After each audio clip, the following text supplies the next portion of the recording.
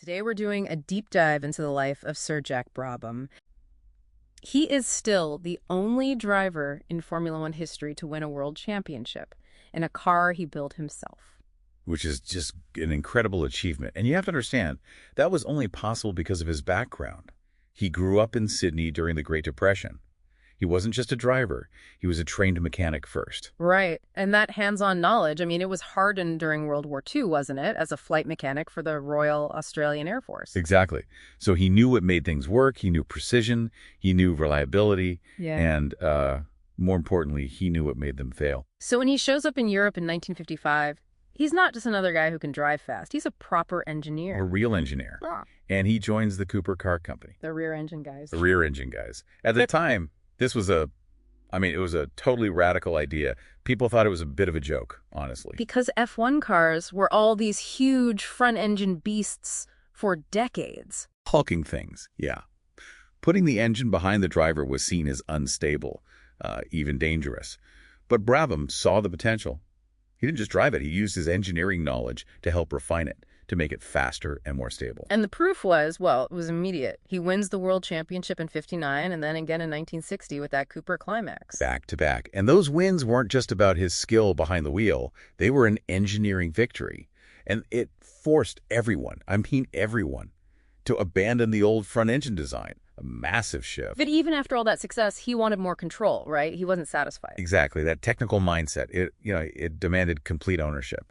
So in 1961, he leaves. He forms the Brabham Racing Organization with Ron Tornak. And their philosophy was just different. Simple, strong, reliable engineering. The total opposite of the big European teams. And this all leads to that unmatched achievement. 1966. He wins the title driving his own car, the Brabham Repco BT19.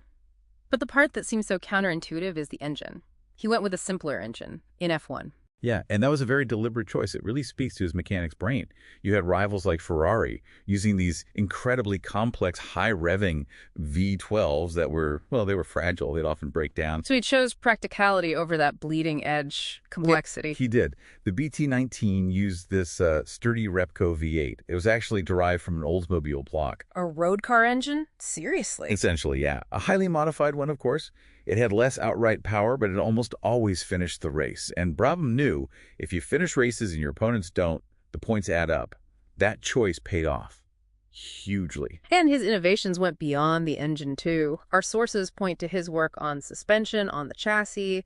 His cars were just known for being incredibly well-balanced. They were dependable. And that really brings up a bigger point about the culture of the sport. Brabham helped create the whole idea of the driver-engineer. Someone who understands every single nut and bolt of the car. Yes. Someone who can give that super detailed diagnostic feedback. And that technical mindset, you can see its influence on later champions, guys like Niki Lauda and Alain Prost.